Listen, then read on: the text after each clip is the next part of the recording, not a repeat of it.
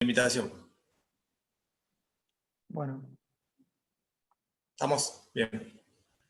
Bueno, ahí como dijo Miguel, ya soy medio viejo conocido para algunos y para otros no. Esta clase ya es la tercera vez que la doy para la residencia, así que los R3 es la tercera vez que la van a ver, pero como siempre dejo David Bowie ahí en la tapa, anunciando los cambios, porque todos los años hay cambios, es un tema muy candente, es un tema que siempre se actualiza. Y bueno, y la idea es tratar de transmitirle lo que ya se sabe y lo que se aprendió en este último año, ¿sí? Así que vamos a arrancar. Inicialmente, como objetivos, bueno, me planteé que, sobre todo los residentes de primer año, que son a los que yo más énfasis le pongo en esta clase, pero eso no significa que el de cuarto y el de tercero también tenga que repasar conceptos, e incluso mis compas de la resi de neurología que están por ahí, también he visto a Karen.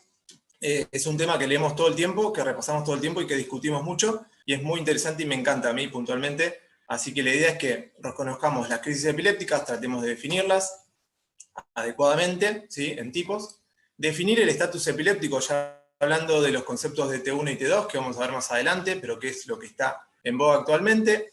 Y por último, y no menos importante, desarrollar y aplicar el protocolo de actuación en la urgencia, que es tan necesario en las urgencias.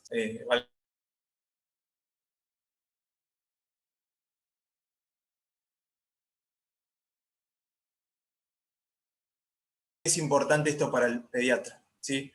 El estatus epiléptico es la emergencia más frecuente en neuropediatría, pero acá a la izquierda lo que estamos viendo es que el 15% de los menores de 15 años a lo largo de su vida van a presentar un trastorno paroxístico, ¿sí? A su vez de esos trastornos paroxísticos, el 10% van a ser no epilépticos, un 3 a un 4% van a ser convulsiones febriles, y 1 a 2% de ese 15% de toda la población menor de 15 años va a tener un trastorno paroxístico epiléptico. Por eso esto es un tema súper interesante y súper valioso que lo aprendamos en la residencia y luego lo apliquemos en la práctica. Así que bueno, es súper frecuente. La causa más frecuente obviamente son las convulsiones febriles y las sintomáticas agudas, ¿sí? Sintomáticas agudas es un término que tienen que llevarse a la casa. El 3% de incidencia global de epilepsia que hay en el mundo, en todas las edades, más de la mitad se da en la infancia y más de la mitad los vamos a ver nosotros los pediatras. Del 12 al 30% de las personas que debutan con la epilepsia, ese 50% que debuta en la infancia, ¿sí? Debuta con un estatus epiléptico. Y a su vez, de esos que tienen un estatus epiléptico, el 40% desarrolla una epilepsia, porque no siempre el estatus epiléptico es sinónimo de epilepsia. Y bueno, y la mortalidad, que no es un dato menor, ¿sí? Es del 3%, en general, que no es muy alta respecto a los adultos, que por ahí llevan valores cercanos al 10% y a veces más altos, pero es importante también tratarla, y en cuanto al estatus epiléptico refractario, la mortalidad aumenta un 25 o un 40%, ya ahí se vuelve un problema.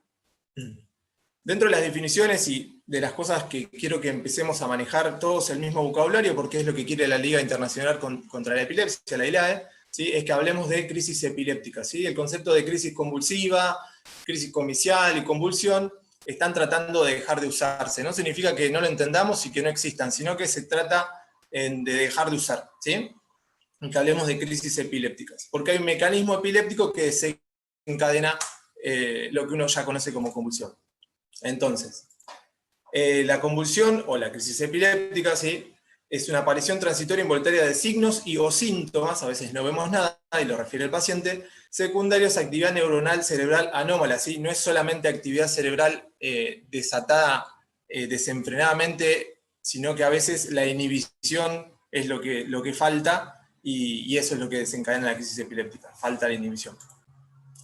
En la práctica, cuando uno conversa entre colegas, ¿sí? Uno habla de crisis convulsiva cuando hay manifestaciones del tono, ¿sí? O manifestaciones motoras, ¿sí? Y lo que sería algo no convulsivo, como una crisis no convulsiva, son aquellas que son atónicas, alteraciones de la conciencia, ausencia, esas alteraciones de comportamiento, ¿sí?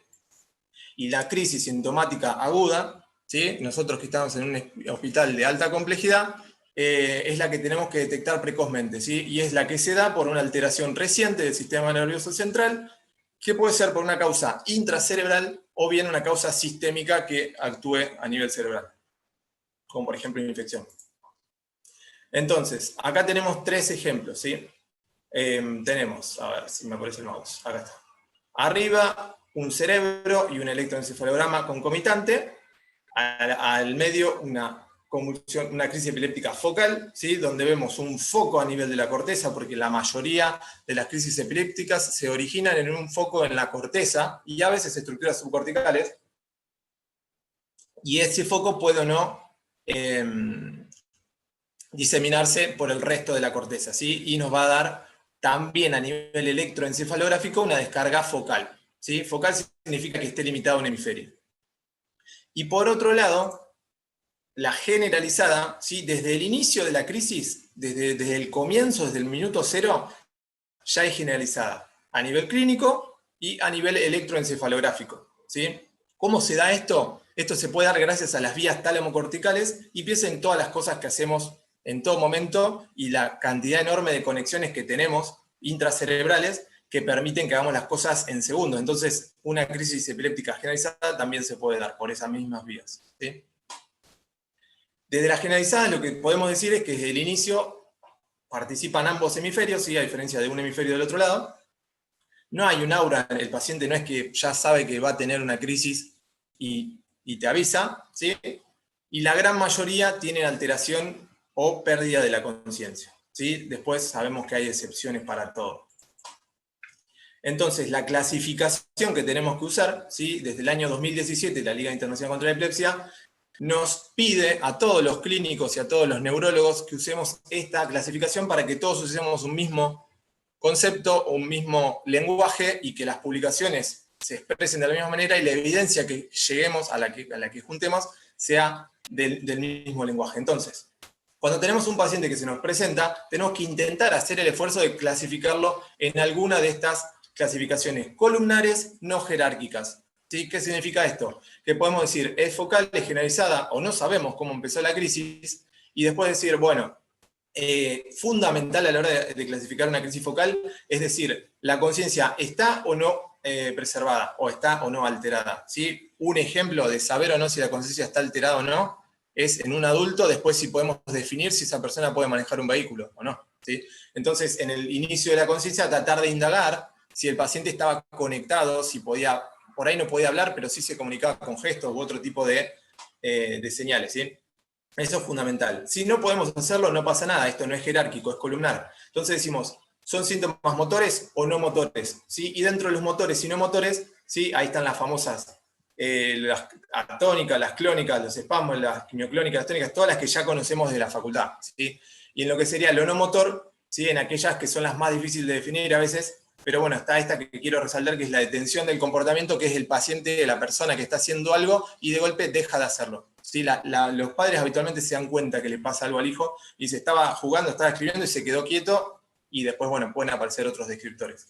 La idea es que tratemos de definir con mucha precisión el inicio. Por eso van a ver que cuando interrogamos desde el minuto 0, desde qué estaba haciendo antes y qué hizo en el momento 0, y después el desarrollo de la convulsión también nos importa porque uno después estudiando puede ver cómo se propaga esa convulsión de ser focal, ¿sí? Uno intenta hacer el esfuerzo mayor para eso. Y de saber el foco, ulteriormente uno puede saber si es o no candidato a una cirugía, ¿sí?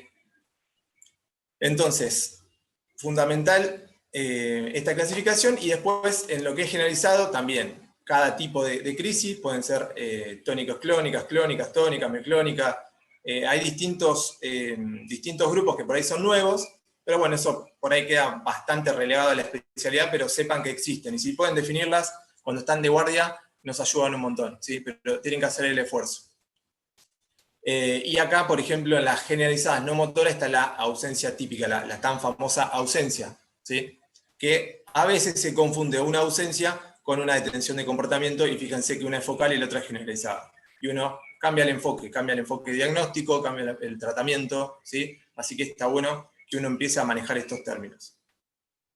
Y bueno, y a veces no se puede diagnosticar y tenemos que poner que es desconocido. Para hablar de conservación de la conciencia requerimos que la persona esté plenamente consciente de sí mismo y del entorno, incluso aunque esté quieto. Puede estar quieto sin hacer nada con una atención de comportamiento, pero puede estar consciente. ¿Sí? Por ahí termina la crisis, vuelve a conectarse y te cuenta, no, la verdad que no me podía mover, sentía unas parestesias en la mano, lo que sea, y después te cuenta. Entonces estaba consciente. Y bueno, la focal con conciencia alterada significa que la alteración de la conciencia puede darse al principio, durante o al final de la crisis, no importa. ¿Sí? Ustedes tienen que decir si está o no alterada la conciencia en cualquier parte de la crisis epiléptica. ¿Sí? Esto igualmente en niños es más difícil, pero uno tiene que hacer el esfuerzo que a veces los niños pequeños de 5 años por ahí nos sorprenden y nos dan un montón de información. ¿Sí? Bien, siguiendo con los cambios en la nomenclatura. Esto viene más que nada a tratar de desterrar algunos conceptos que por ahí todavía tenemos de la facultad, de por ejemplo las crisis parciales o parciales simples, parciales complejas, que eso ya no va más. ¿Sí?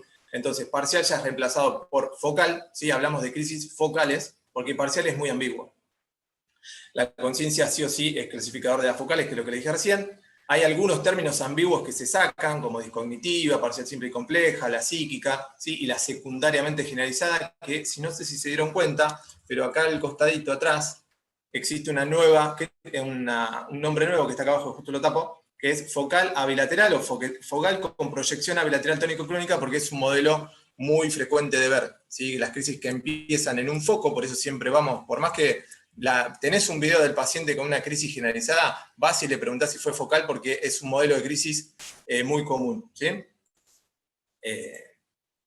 ¿Y qué más? Y después aparecen otros tipos de crisis focales, como los automatismos, la atención de comportamiento, la famosa crisis hiperkinética, esas que el paciente parece que está haciendo algo consciente, pero en realidad es una crisis, ¿sí? Las famosas frontales esas que nos confunden, y las cognitivas emocionales que, bueno, que son difíciles de definir a veces.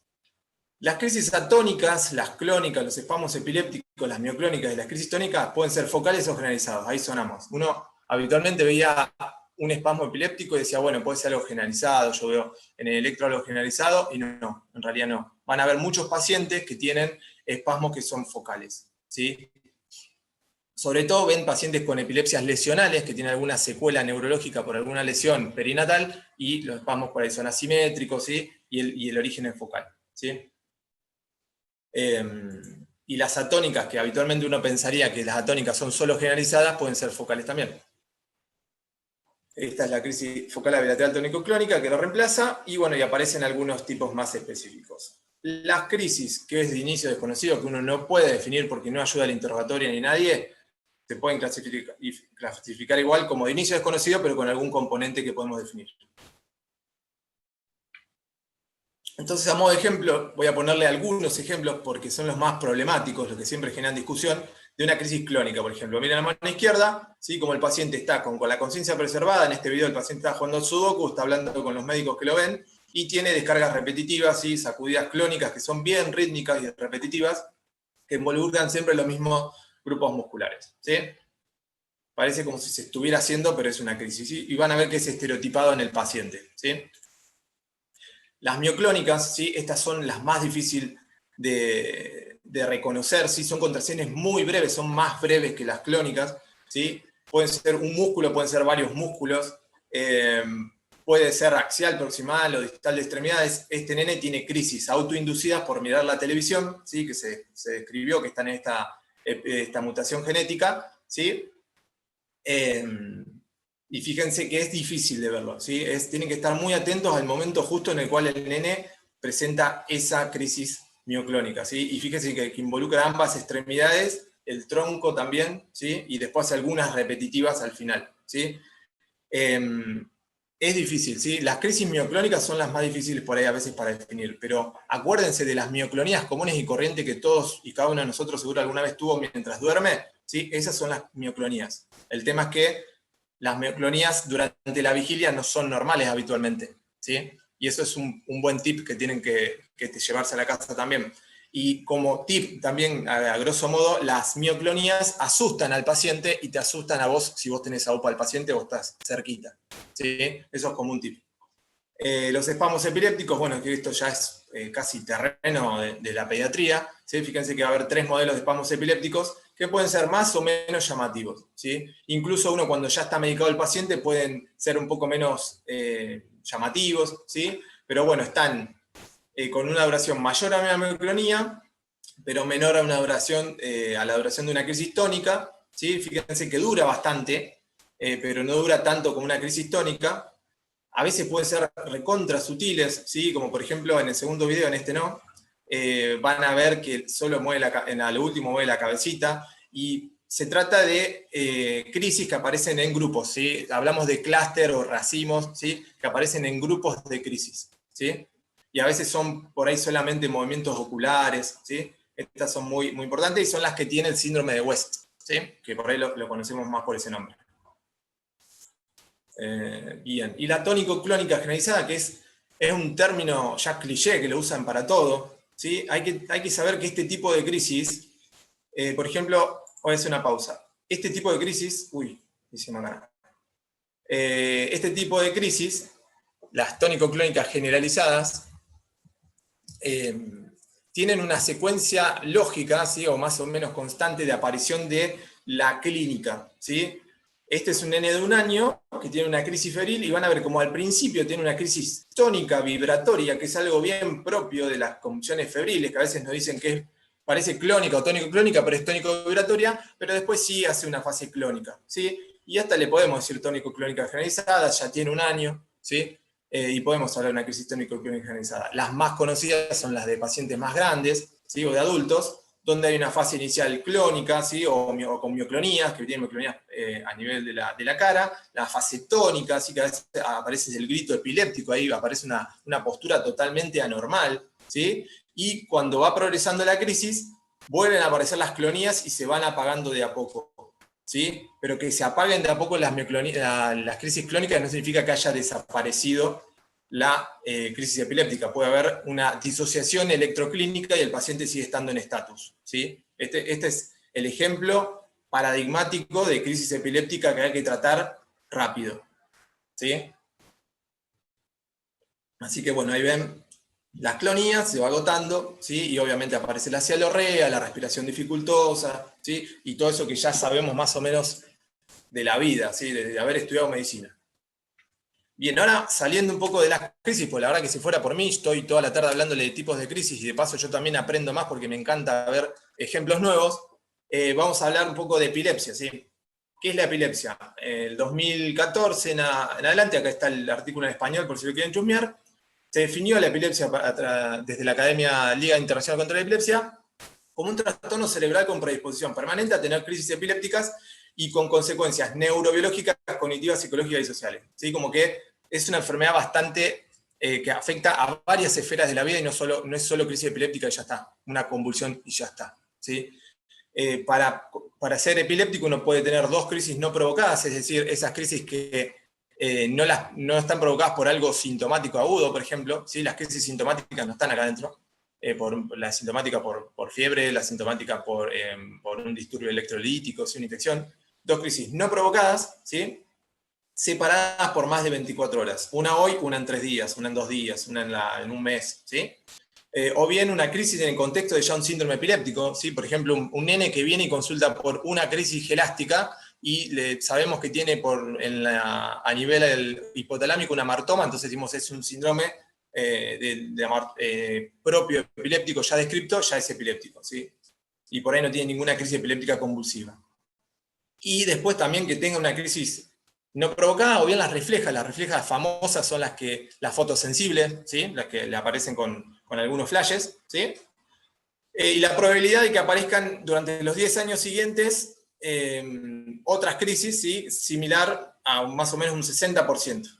¿Sí? O sea, hay personas que tienen 2 crisis no provocadas y ya sabemos que van a tener más crisis, ¿sí? Entonces, si nosotros tenemos por algún método, demostramos que tienen este mismo riesgo, ¿sí? Por ejemplo, un paciente que tiene una crisis sola, pero tiene una imagen con una lesión estructural, ya sabemos que es epiléptico también, porque es altamente probable por estudios epidemiológicos que va a tener nuevas crisis, ¿sí? No sé si me expliqué bien, cualquier cosa me interrumpen, para eso estoy acá, ¿sí? Bien, de la clasificación, de la definición de la epilepsia, ¿sí? De la definición de los tipos de crisis, surgió también la clasificación de los tipos de epilepsia. Se intentó también homogeneizar la terminología y tratar de hacer un esfuerzo en todos los niveles de la atención a la salud para hablar de epilepsia de la misma manera, ¿sí? Entonces, ¿para qué hacemos la clasificación? Para saber qué paciente está teniendo una crisis, qué estamos viendo y qué tipo de paciente estamos tratando, ¿sí? Organizarse de esa manera. Uno tiene 3 niveles de diagnóstico que a veces puede llegar al primer nivel o puede llegar hasta el máximo nivel de diagnóstico. Y lo nuevo es que considera la etiología, ¿sí? A todo nivel a todo nivel diagnóstico y obviamente las comorbilidades. Entonces, uno desde una salita, por ejemplo, puede venir un paciente que tiene una parálisis cerebral y entra con una crisis focal. Entonces yo acá en este lugar, en la salita, ya puedo decir, es un paciente con una crisis epiléptica focal, probablemente estructural porque tiene una lesión estructural en el sistema nervioso central. Bien, después sí. Se ve mal el power, se ve todo borroso. Uy, ya, me mataste, che. ¿Cómo que se ve mal? ¿Qué se ve mal? Se ve borroso, o sea, se ve la estructura general, pero... Sí, no tiene definición, debe ser por tu internet. Uy, la pucha. Capaz que apagás la cámara, tipo le das más intensidad al power. A veces Sí. pasa. Puede ser que me haya bajado la señal.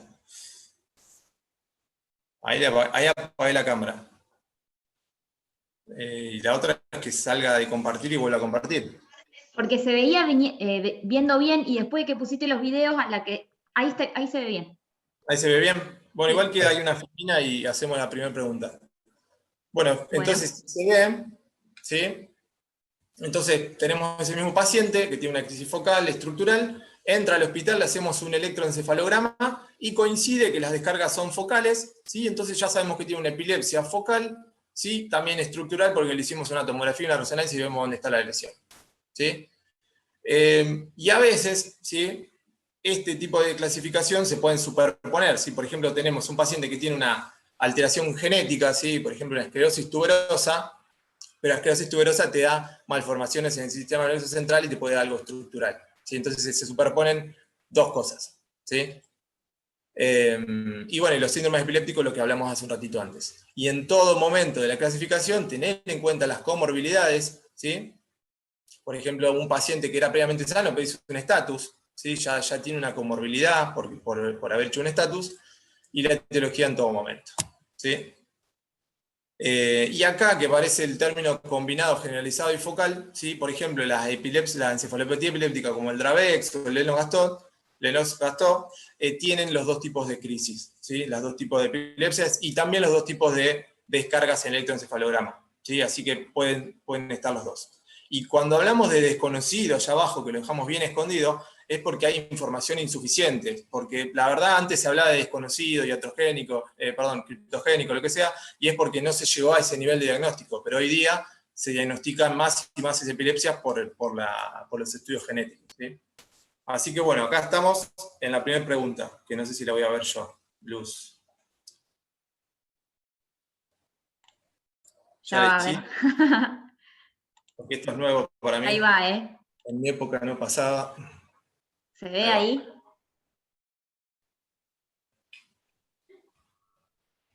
Bueno, se escucha. Still don't know what I was waiting for, and my time was running wild, a million dead-end streets, and every time I thought I got it made, it seemed the taste was not so sweet. So I turned myself to face me, but I've never caught a glimpse how the other... Ahí ya estamos cerrando, ¿no? Bien.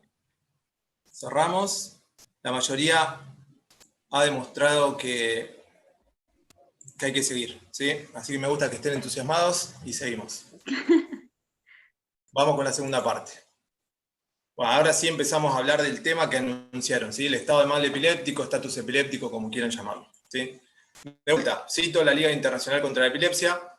En el 2015 hizo una definición donde nos dice que es la condición resultante tanto del fallo de los mecanismos responsables de finalizar una crisis epiléptica, como también aquellos mecanismos que la ponen en comienzo, ¿sí? Que la inician. Esto lleva a una crisis epiléptica anormalmente prolongada y ahí aparece el concepto de T1, ¿sí? Del tiempo T1, ¿sí? Es una crisis anormalmente prolongada, de modo que dicha condición puede llegar a tener consecuencias a largo plazo como daño o muerte neuronal si persiste durante un determinado tiempo, que es el T2, ¿sí? Entonces, T1 donde consideramos que esa crisis es anormalmente prolongada, y T2 cuando se establece que esa actividad epiléptica genera un daño, ¿sí? Se sabe que generó daño. Entonces vamos a seguir profundizando estos conceptos. Las definiciones, ¿sí? Como todo en la medicina, tiene un origen, ¿sí? Viene de algún lado. Lo que nosotros hablamos y practicamos todos los días como médicos tienen un sustento científico, ¿sí? Y en el caso de los tiempos que usamos en Status, ¿sí? Estos tiempos están basados en estudios en estos monos, ¿sí? Que son paduinos, algo así, babuinos, donde vieron que, bueno, que a partir de los 30 minutos que todos conocemos que es un Status, ¿sí? Había lesión neuronal irreversible, ¿sí? Pero también algunos estudios clínicos, quizá algún paciente que estaba en Status y le hacen una cirugía, neurocirugía de urgencia, y vieron los cambios también en el cerebro a ese nivel, ¿sí? Pero bueno, de ahí salen las definiciones. Ahora que ya les digo de dónde viene, vamos a insistir con las definiciones. El estatus epiléptico convulsivo, ¿sí? Hoy les dije que convulsión predomina en las manifestaciones motoras, ¿sí? El estado epiléptico convulsivo, ¿sí? Es cuando pasan más de 30 minutos, ahí está el T2, el tiempo en el cual uno sabe que hay lesión irreversible, de actividad epiléptica continua, o bien, ¿sí? 2 o más crisis, 3, 4, las que quieran, sin recuperación ad integrum completa entre cada crisis, ¿sí? Si el paciente se recupera por completo entre las crisis, ¿sí? Son crisis repetitivas, ¿sí? Son clúster de crisis. Si el paciente no se recupera, ahí hablamos de crisis subintrantes, ¿sí? A veces, en niños pequeños, en lactantes, es muy difícil definir eso y terminamos definiéndolo como crisis subintrantes igual, ¿sí? Pero sepan que el término de crisis subintrantes se denomina cuando el paciente no recupera la conciencia entre las crisis, ¿sí? Ahora, este T1, ¿sí? Este tiempo donde decimos que la crisis es anormalmente prolongada, es lo que nos define a nosotros de manera operacional, o sea, cuándo actuar, ¿sí? Cuándo operacionalmente, operativamente, es un estatus, ¿sí? ¿Para qué me sirve? Para saber cuándo actuar. Entonces, en la Liga Internacional contra la Epilepsia, en el paper este que está citado ahí arriba, y en otros papers también, nos dice que una crisis epiléptica convulsiva, ¿sí? A partir de los 5 minutos hay que tratarla. Ahí están los 5 minutos, ¿sí? Ahora, una crisis focal, por eso la explicación de las focales hoy, ¿sí? Y de las generalizadas, una crisis focal con conciencia alterada a partir de los 10 minutos, ¿sí? Si la conciencia no está alterada, no sabemos, ¿sí? No está descrito todavía el T1, ¿sí? No está en el paper. Pero para nosotros a veces saber si la conciencia está o no alterada es muy difícil, y el T1 es el mismo, ¿sí? Ante la duda, en un niño muy pequeño, obviamente vamos a tratarlo igual a partir de los 10 minutos, ¿sí? Y después, en las ausencias, ¿sí? Se habla de 10 a 15 minutos, ¿sí? Hablando de ausencias reconocidas, ¿sí? Tienen que aprender a ver ausencias, y yo después les dejo una página para que vean muchas ausencias y muchas crisis. Entonces, ¿para qué sirve esta crisis operacional? Para que actuemos rápido, para que actuemos de manera protocolizada, y para evitar tratar innecesariamente las crisis que se van a autolimitar, que es lo que se piensa que antes de los 5 minutos las generalizadas convulsivas se suelen autolimitar, y también evitar la injuria permanente por que se establezca la crisis, ¿sí? Es como para evitar el tratamiento innecesario también, no es solo para eso. Después, a ver, en cuanto al T2, este tiempo en el cual se espera que haya consecuencias a largo plazo, ¿sí?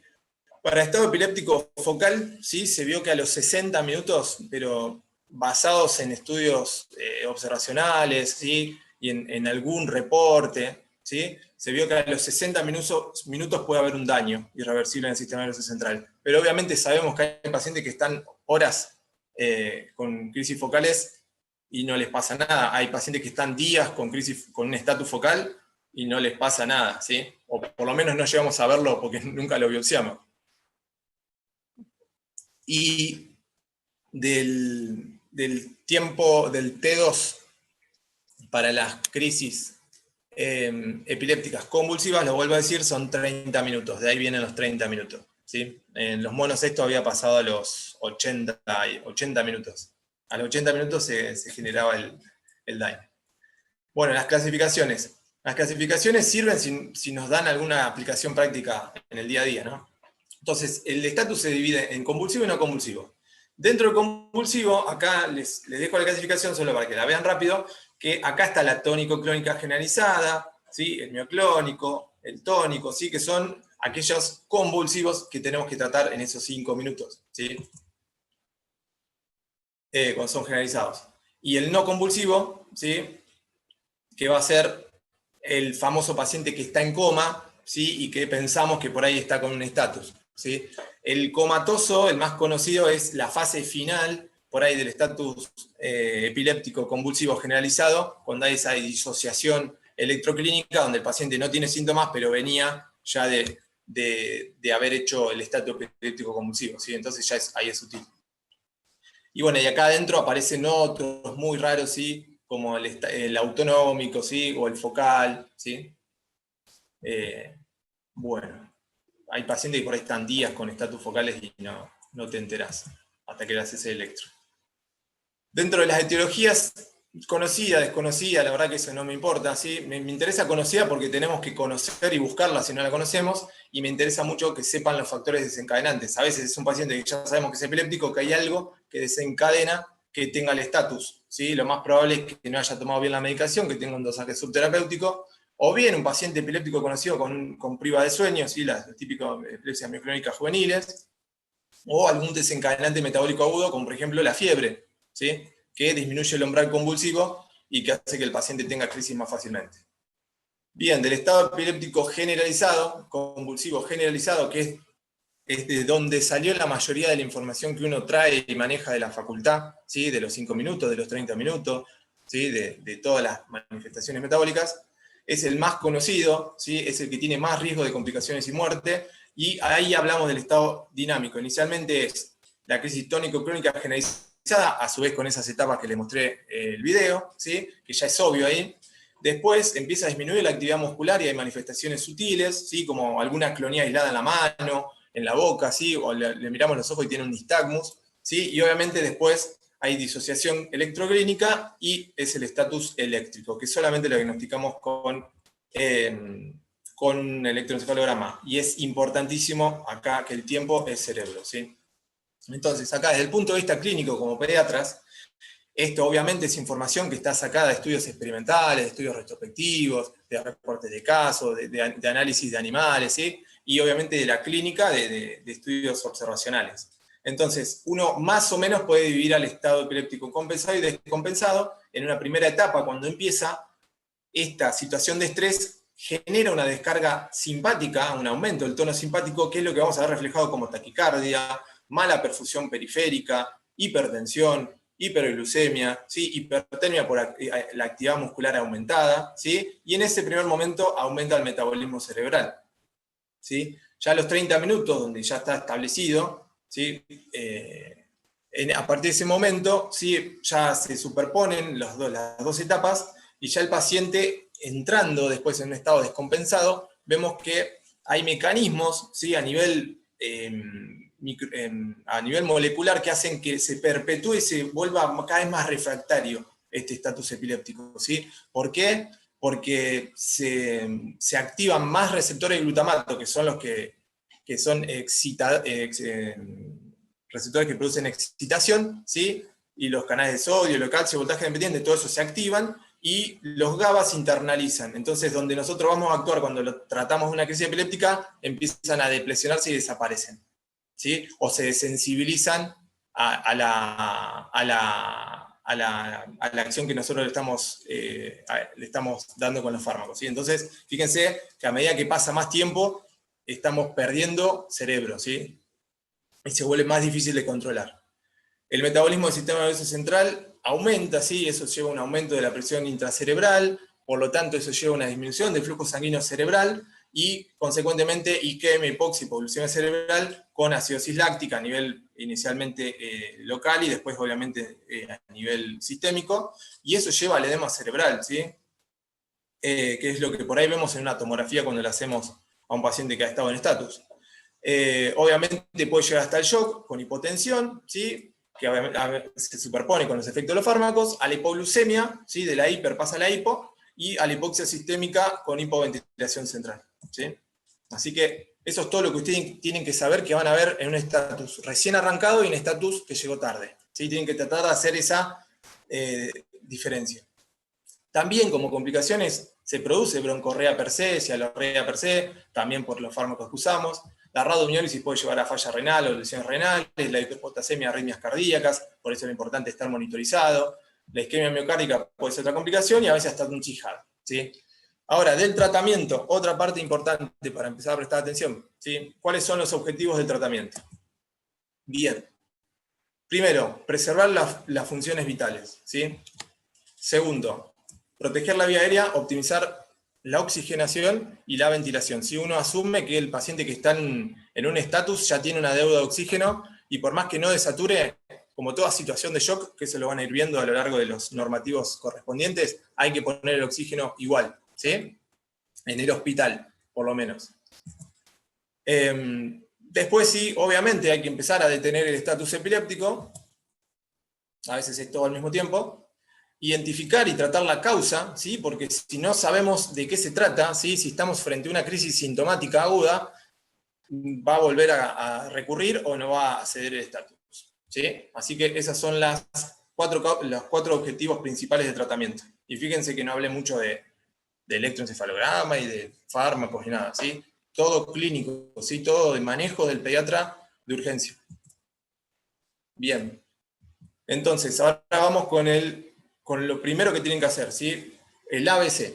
Posicionamos bien al paciente, posicionar la vía aérea, aspirar secreciones si las hay, o bien colocar una sonda nasogástrica si podemos. Obviamente trabajamos en equipo.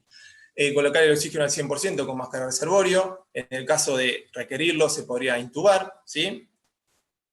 Y colocar un acceso venoso, ¿sí? Porque lo vamos a necesitar eventualmente. Y para monitorizar al paciente, el monitor electrocardiográfico, ¿sí? El que tiene las derivaciones, ¿sí? con las pegatinas, ¿sí? No sirve un saturómetro porque ya les dije hace 2 filminas que se produce vasoconstricción periférica y el saturómetro no va a detectar nada, así que no nos sirve. La saturación de oxígeno también, y la presión arterial fundamental, ¿sí? Si el paciente entra hipotenso, no estaríamos por ahí en la primera etapa del estatus, ¿sí? Si está hipotenso, o si entra hipertenso y persiste hipertenso, y persiste hipertenso, y persiste hipertenso, por ahí la causa del estatus es la hipertensión, ¿sí? Y bueno, obviamente si no sabemos qué le pasó, si correspondiera a un collar cervical, ¿sí? Ver si está hipotérmico. Y ahí cuando le estamos poniendo la vía, cuando nos ayudan a ponerle la vía, aprovechar ese momento para tomar muestras, ¿sí? Las muestras fundamentales, siempre una glucemia capilar. La hipoglucemia es la primera causa de crisis epiléptica sintomática aguda, ¿sí? La primera causa de convulsión de causa metabólica, que hace poco tuvieron una clase de hipoglucemia que dio Florencia Bote, ¿sí? Es la primera causa de convulsión de causa metabólica, ¿sí? Cuando van a tomar muestras, ¿sí? ¿Qué podemos sacar en el momento? Guardar una muestra para un dosaje de fármacos antiepilépticos, que es otra de las principales causas del estatus epiléptico en pacientes epilépticos. Y el resto de las muestras, ¿sí? No es sí o sí sacarle a un laboratorio de convulsión, eso no existe. ¿Sí? Uno tiene que tratar de usar el razonamiento clínico, y uno en base a la sospecha clínica puede pedirle un hemodinograma con ácido láctico y magnesio, ¿sí? Habitualmente para esto es mejor usar las jeringuitas que tienen esta tapa, ¿sí? Que son con heparina de litio, ¿sí? Que no tienen cámara de aire, y esto nos permite dosar, por ejemplo, carboxiemoglobina en el invierno, que es un diferencial, ¿sí? Y obviamente un rojito que nos va a servir para la química, un violeta que nos va a servir para el hemograma, ¿sí? Recuento leucocitario para ver si es algo infeccioso, y si el paciente orinó, o si tenemos una muestra de orina, lo primero que podemos hacer de inmediato es una tira reactiva que nos va a ayudar, ¿sí? Nos puede ayudar para el estudio de errores congénitos de metabolismo, ¿sí? Nos puede ayudar también para pensar en esa hipoglucemia, ¿eh? Así que bueno, esto sería lo que uno podría hacer como reflejo, lo que uno le puede decir al enfermero: si viene un epiléptico, ustedes están trabajando afuera, yo quiero que me hagas esto, por las dudas, ¿sí? Después vemos si lo usamos o no. Entonces, una vez que tenemos al paciente estabilizado, ¿sí? En un entorno ideal, obviamente por ahí dividiéndose es más fácil, uno puede ir interrogando, ¿sí? Porque obviamente a través del interrogatorio uno puede enfocarse mejor a las causas, y si sabe la causa la trata, y es una crisis sintomática aguda y el paciente no tiene un estatus, ¿sí? Entonces, antecedentes personales, preguntar fácil. ¿Es previamente sano? Sí, no, ya está. ¿Sí? Y ver si el paciente tiene una epilepsia o algo, bueno, ir a otro lado.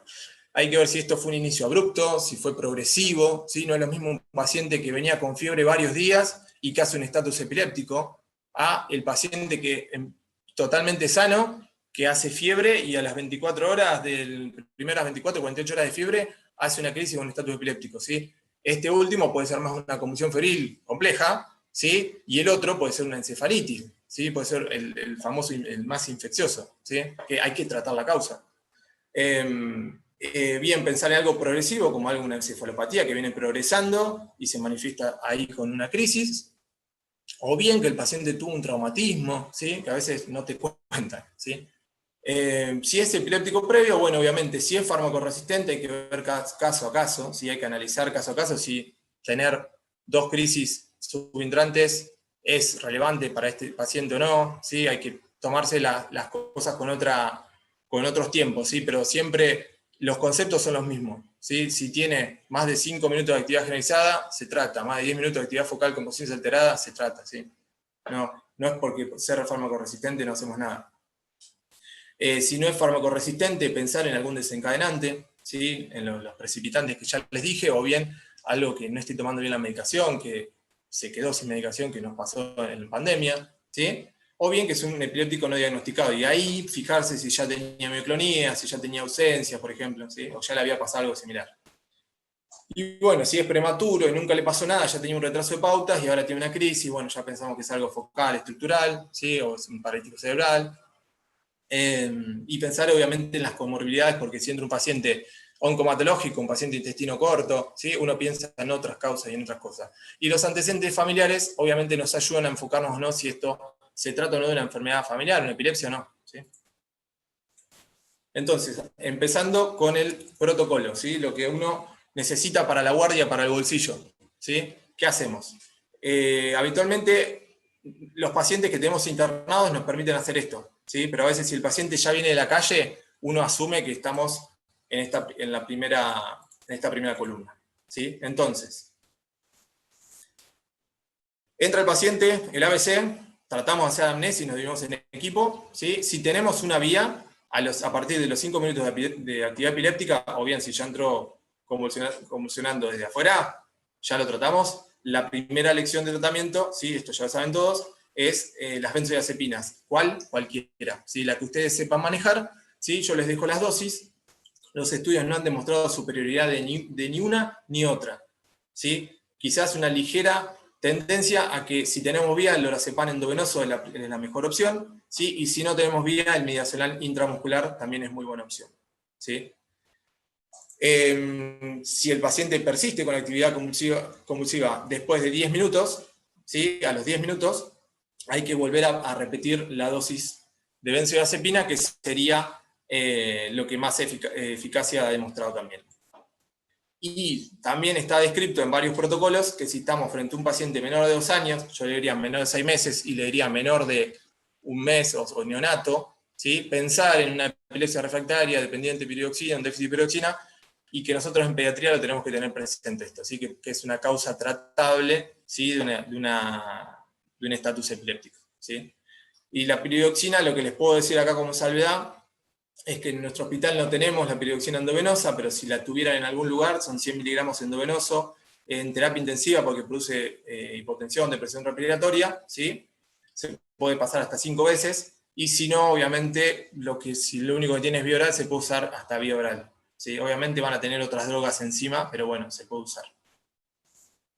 Y después, para tercera opción, tenemos la fenitoína, el valproico, el fenobarbital y el levetiracetam. Estos 4 fármacos, ¿sí? Son los que podemos usar a partir de que el estatus epiléptico ya está establecido, ¿sí? Esto ya sería un estado epiléptico precoz, este ya es establecido, ¿sí? Podemos usar cualquiera de estas 4 drogas, ¿sí?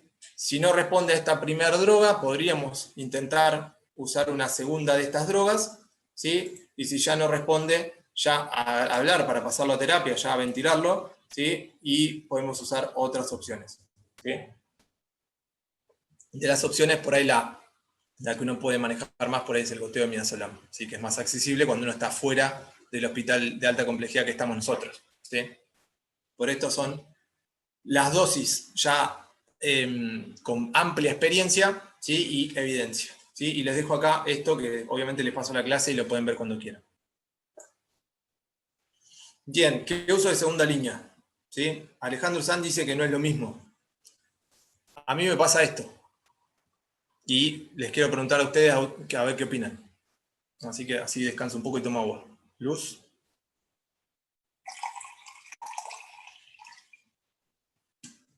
Ahí va.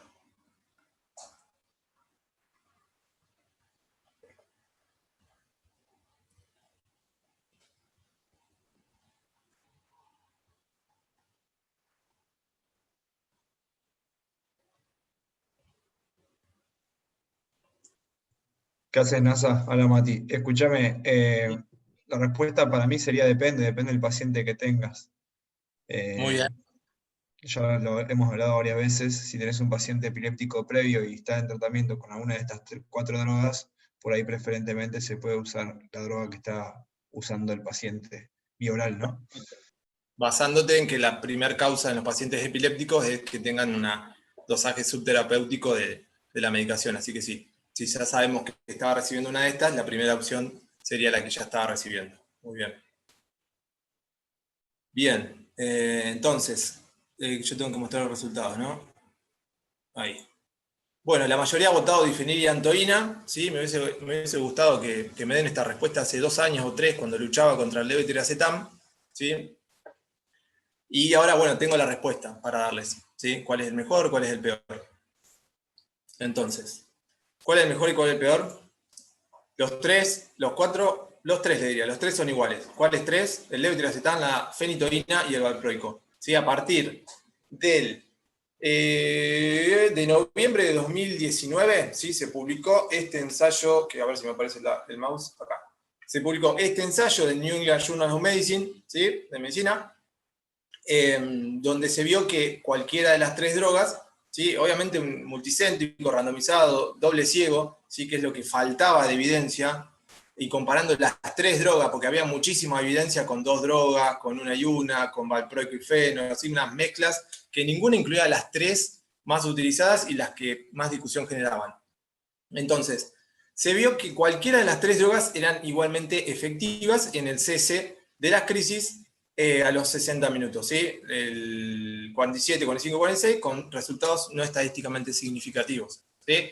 Y a su vez, tampoco había diferencias en la cantidad de crisis y en la seguridad, que es algo muy importante también, saber si una droga era más o menos segura que la otra, porque siempre estaba el diablo de la fenitoína, que era súper cardiotóxica, ¿sí? Y el santo levetiracetam, que no hacía nada, ¿sí? Y bueno, el valproico que está ahí, que siempre lo tenemos, que también es bueno, que no hace nada, ¿no? Entonces, acá demostramos que las 3 son igualmente efectivas y igualmente seguras, ¿sí?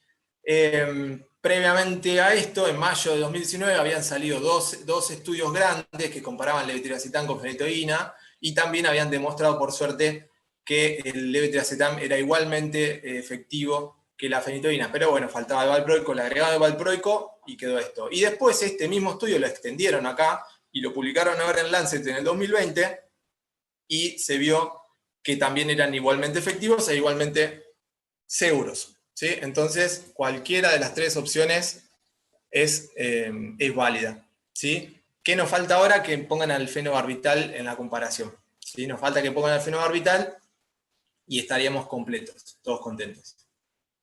De antemano les digo que igual el fenobarbital tiene una experiencia enorme, ¿sí? Y es de primera línea en el tratamiento del estatus epiléptico o de las crisis neonatales, así que tampoco hay que tenerle miedo al fenobarbital. Y después, en conjunto, todos estos estudios llegan a 743 pacientes de entre 3 meses y 18 años, ¿sí? En los cuales se han probado las 3 drogas, ¿sí? Y se demostró que son iguales. Entonces tenemos un N, ¿sí? Grande, de muchos pacientes. Tenemos también calidad de estudios, también de buena calidad de medicina basada en la evidencia. Entonces podemos estar seguros y tranquilos de usar cualquiera de estas. Y después acá chiquitito les pongo un estudio que se llama Rampart, que estudió también una cantidad enorme de pacientes, esto fue en el 2012, Y acá lo que comparaban eran las benzodiazepinas, por eso le dije lo de midazolam y el lorazepam, ¿sí? De niños menores de 20 años, mayores de 13 kilos, porque usaban como un triage, tenían 75 y 71. Es un N considerable, pero quédense tranquilos que benzodiazepinas hay muchísima evidencia y pueden usar cualquiera que sepan utilizar, ¿sí? Y lo otro que está también acá remarcado a propósito en colores, ¿sí? Es que el ESET, este estudio, ¿sí? Usó el levetiracetam a 60 miligramos kilo dosis en 10 minutos, ¿sí? Y estos dos, que juntan como 500 pacientes, usaron el levetiracetam a 40 miligramos kilo dosis en 5 minutos, ¿sí?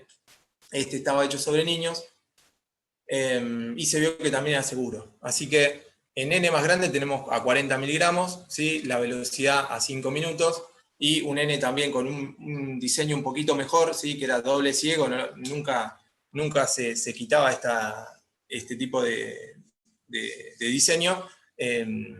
También es un número considerable de pacientes, ¿sí? Así que esta sería la respuesta a lo que tanto discutimos en clases anteriores. Bueno, ahora sí, como dijo Mati, hay que ver cada paciente y cada droga. De la fenitoína, seguimos usando a 20 miligramos kilodosis, y no hay que usarlo en los cardiópatas. No, la verdad que preferiblemente en las mioclónicas no, porque las pueden empeorar. Y en aquellos pacientes que entran con una crisis, un estatus febril, que es focal de un hemicuerpo, ahora que sabemos cuáles son las crisis focales, ¿sí? De un hemicuerpo, la verdad que preferiblemente no usarla, ¿sí? Porque puede llegar a ser un diabetes en el futuro y andan mal con ese tipo de drogas, ¿sí? Eso es un tip. Y como efecto adverso, vigilar la hipotensión, las arritmias, ¿sí? Vigilar el electroencefalograma, el electrocardiograma, ¿sí? No, ahí fue un error, un vicio de la especialidad, y pasarlo lento. ¿Por qué? Porque está combinado, ¿sí? Tiene un solvente, porque necesita el solvente y es lo que es tóxico. Entonces lo que están viendo ahí es una torsade point por pasarle fenitoína, ¿sí? Así que si no tienen monitor electrocardiográfico se van a perder estas cosas también.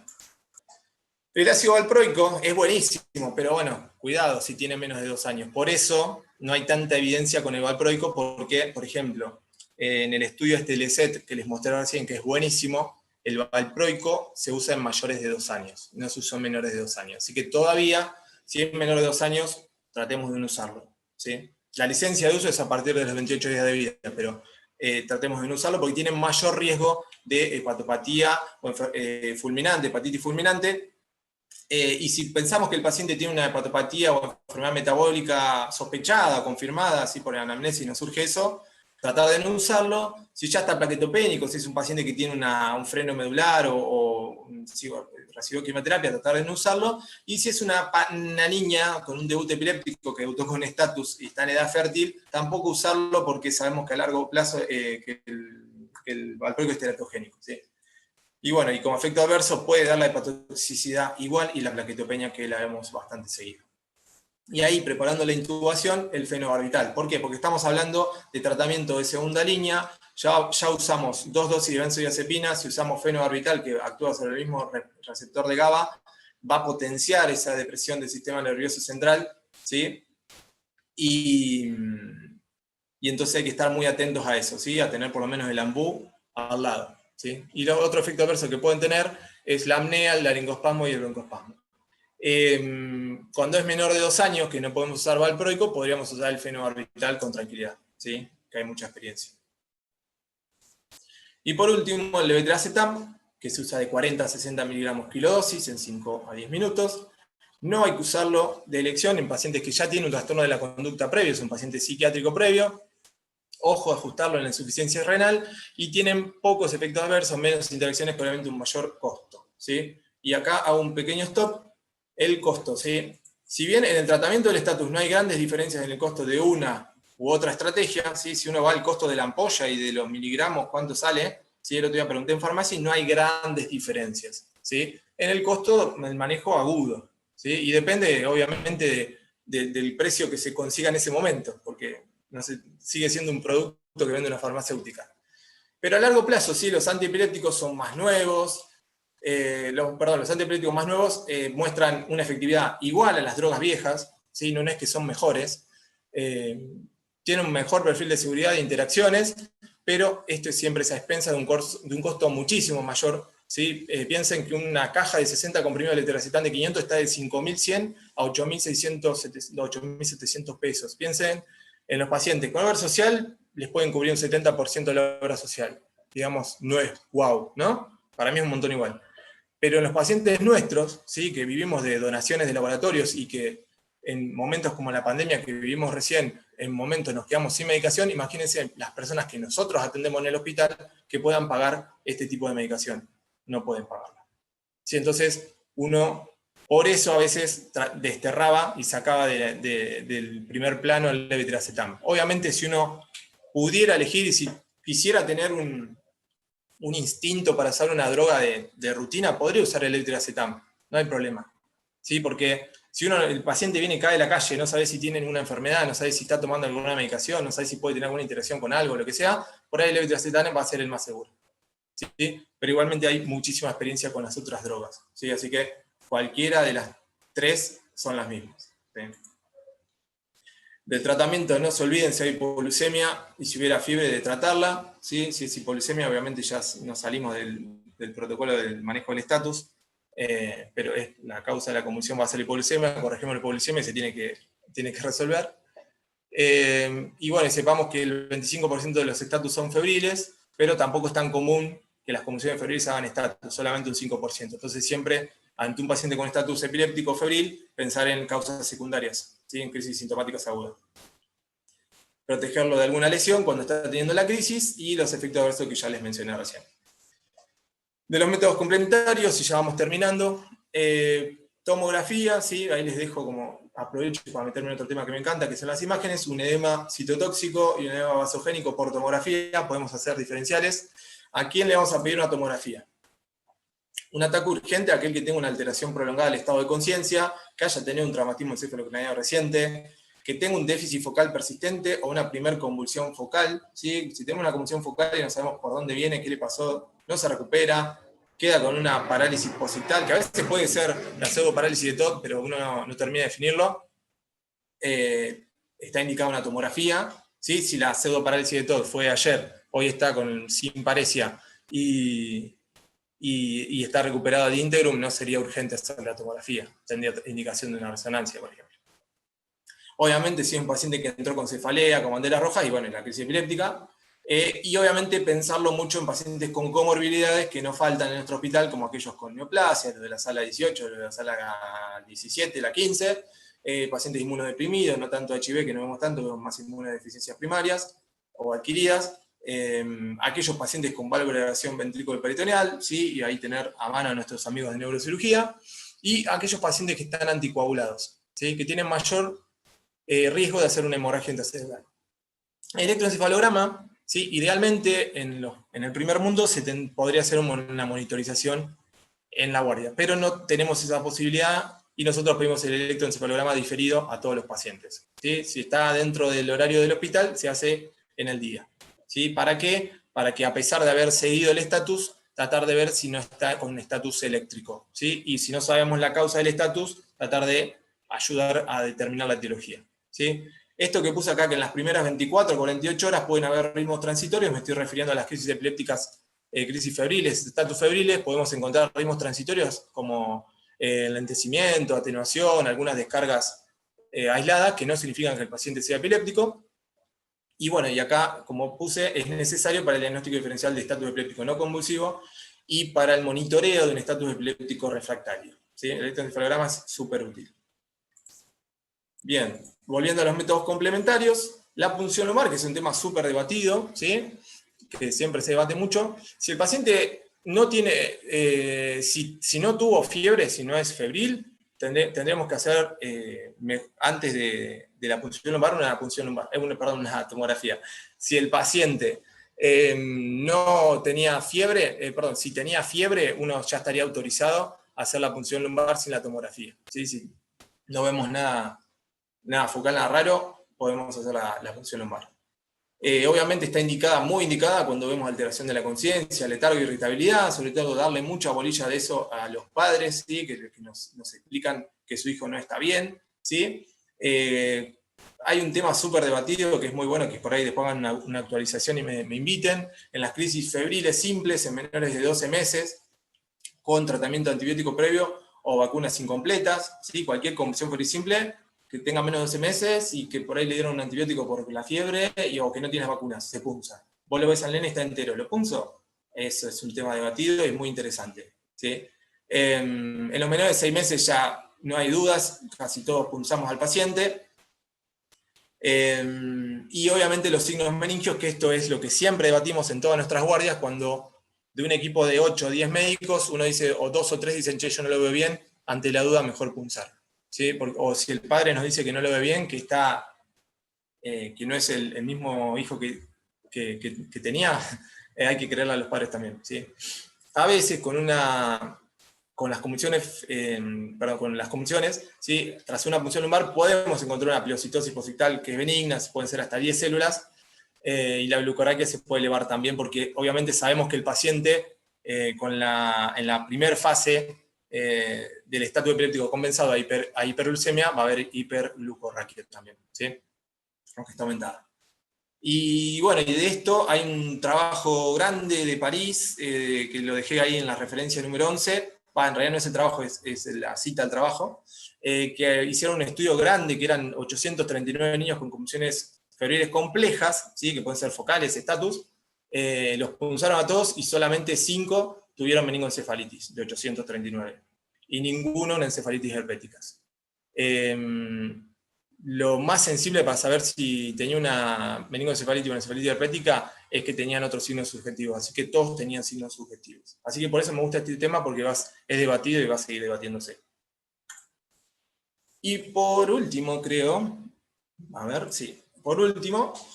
los errores congénitos de metabolismo, otro tema que me encanta también, ¿sí? ¿En quién pensar en hacerle un estudio de los errores congénitos de metabolismo cuando entra con un estatus, por ejemplo, ¿sí? Sobre todo en aquellos pacientes que tienen una encefalopatía, que está encefalopático, ¿sí? Y que esa encefalopatía es progresiva, o a veces es una encefalopatía que se fue dando a lo largo de unos días, que se desencadenó a partir de una infección banal, un resfrío, una gripecita, y terminó encefalopático, ¿sí? Obviamente, en pacientes que entran con deshidratación desproporcionada respecto a las pérdidas, ¿sí? En aquellos que tienen una acidosis grave inexplicada, con un gap mayor o igual a 20, acá esto para Mati Alarco, que siempre hablamos de esto, con mayor de 20 siempre, pensarlo, o en coma, ¿sí? Y siempre si es un paciente que ya le pasó esto y son recurrentes los episodios, o desencadenados otra vez por infecciones o con algún alimento, también pensarlo. Y los antecedentes familiares, por ejemplo, un hermanito que falleció de algo parecido, ¿sí? Tener el reflejo, ¿sí? Entonces, otra vez para la libretilla del residente, una recomendación que no es un protocolo, porque si no, Norma Espécola me mata, ¿sí? Pero es algo que fuimos viendo y que aprendí a que podemos hacerlo sin hacer demasiado daño, ¿sí? Es a reservar algunas muestras. Entonces, las muestras que podemos reservar son las 3 gotas secas en papel de filtro que hay que pedir y tener un stock en jefatura, congelar 3 mililitros de plasma o suero, o sea que es plasma o suero, o sea que de sangre sacan como 5, o un poquito más, y la orina, 10 a 20 mililitros, la congelamos, ¿sí? Esto de congelar es en el freezer, a menos 20 grados. Y el plasma te lo separa el técnico del laboratorio, o el bioquímico, ¿sí? Y la orina, a veces el paciente entra con deshidratación desproporcionada respecto a las pérdidas. A ese paciente seguro lo estamos expandiendo, entonces la orina la podemos juntar después de expandirlo. Y la amoniemia, ¿sí? la determinación del amonio que nos sirve para estudiar este tipo de enfermedades, lamentablemente no tenemos la determinación por guardia, pero en el caso de estar de lunes a viernes en horario laboral, o un sábado avisando previamente, que es difícil. Lo de avisando lo pongo por si tenemos algún paciente programado, pero para la urgencia no. La amoniemia la podemos hacer en nuestro hospital también, ¿sí? Y las gotas secas de papel, gotas secas de sangre, en papel de filtro se secan a aire ambiente, ¿sí? Si las meten en una bolsa y se queda todo humedecido, no, se arruina la muestra y no sirvió. Que se seque a aire ambiente. Y ahora sí, para finalizar, todo epiléptico tiene convulsiones, pero no toda convulsión es epilepsia, ¿sí? Pensemos en las causas crisis sintomáticas agudas. Lo más frecuente es el estatus epiléptico febril y buscar las causas metabólicas del sintomático agudo. Como es una urgencia el estatus epiléptico, hay que protocolizarlo, no queda otra, ¿sí? Acá es donde yo defiendo los protocolos, todos defendemos a los protocolos. ¿Para qué? Para tratar de abarcar la mayoría de las etiologías y tratar de evitar manejos indistintos y a gusto y piacere de cada médico, ¿sí? Y basado en la evidencia. Y también todavía faltan algunos ensayos clínicos controlados aleatorizados para definir cuál es el mejor tratamiento. Yo le iba a sacar esta porque hubo mucha evidencia, pero bueno, tenemos olvidado el feno y me gustaría que aparezcan más estudios. Y la bibliografía se la dejé en 3 filminas, ¿sí? Les recomiendo, por favor, como pediatras, que vayan a un libro de pediatría. Este está circulando por PDF, ¿sí? Lo tienen todos seguro. Capítulo 611, divino, lo leí, está súper práctico, la verdad que el Nelson no falla.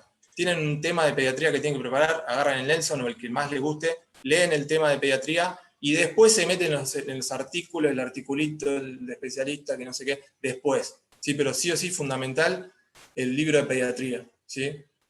Y de la Liga Internacional de Epilepsia para manejar los mismos conceptos. Esta página que está acá abajo, ¿sí? Es donde ustedes pueden ver todos los tipos de crisis epilépticas que hay descritas a la fecha, definidas con una descripción de la enfermedad, con una descripción de cómo es la crisis, ¿sí? Por la Liga Internacional de la Epilepsia, ¿sí? Es de acceso gratuito, se loguean y los pueden ver. Y toda la evidencia que vamos a ir sumando. Y ahora sí, bien, ya terminé. Pensé que iba a tardar como 2 horas. ¿Están ahí? Estoy hablando solo.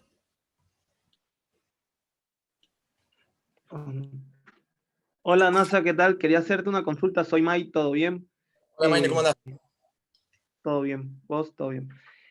La consulta iba, por ejemplo, un paciente que sea un lactante, que no tengamos vías, vos hablaste del tema de lo que es la medicación de primera línea, pero supongamos que no tenemos vía. ¿Vos qué medicación usarías? ¿Midazolam o diazepam intrarrectal o midazolam intranasal?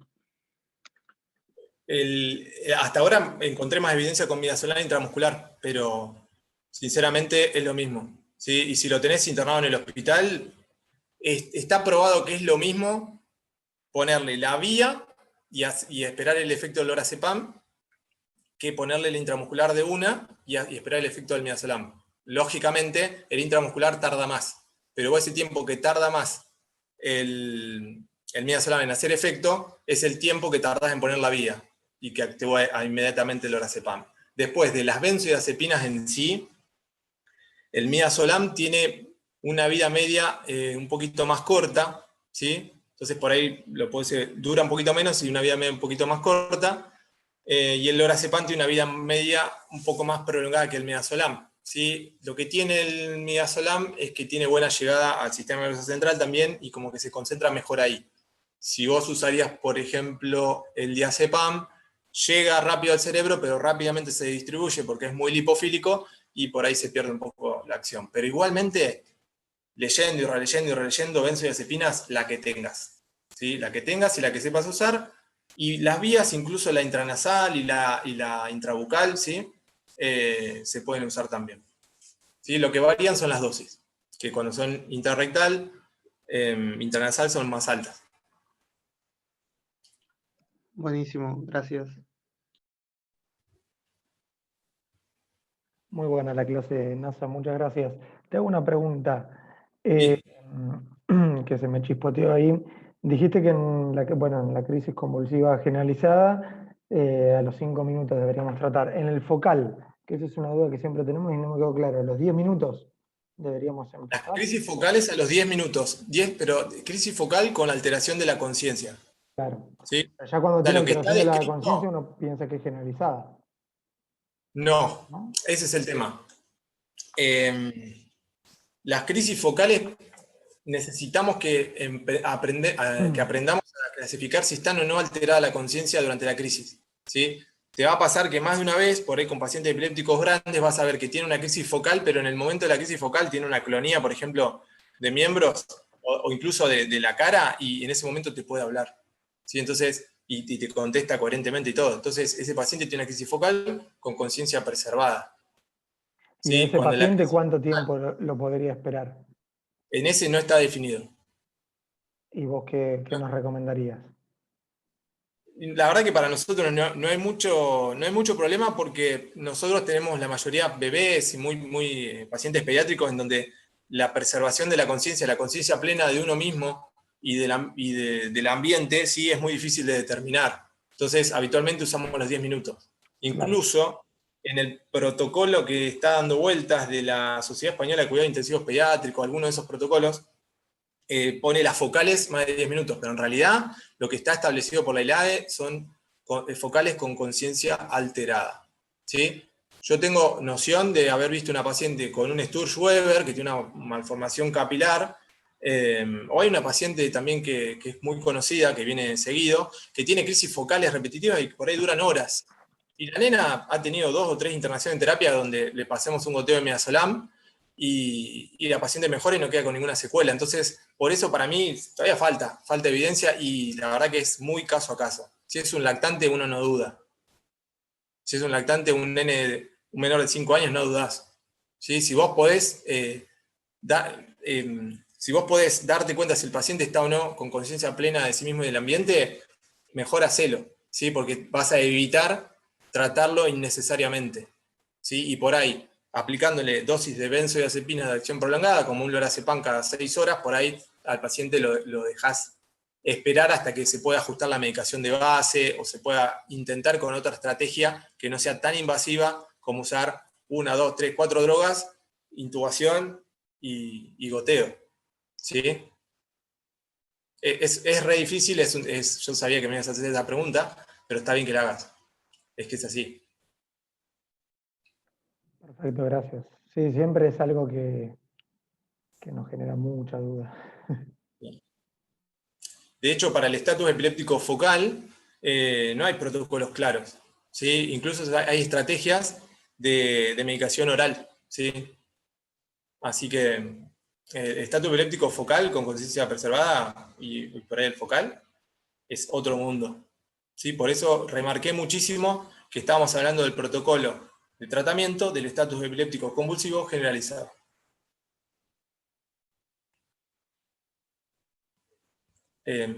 ¿Algo más? ¿Alguna otra pregunta? Que por ahí el chat no lo miré. No, muchas felicitaciones te mandan en el chat y aplausos. Bueno, muchas gracias a ustedes. Acepto críticas, las espero en realidad, así que lo que me Gracias, sugiero Nafa. que Te cambie. superás día a día igual, porque ya es la tercera vez, pero cada vez te sale mejor la clase. Bueno, gracias, Lucecita. Dejo de compartir, ¿no? Estaba sin cámara.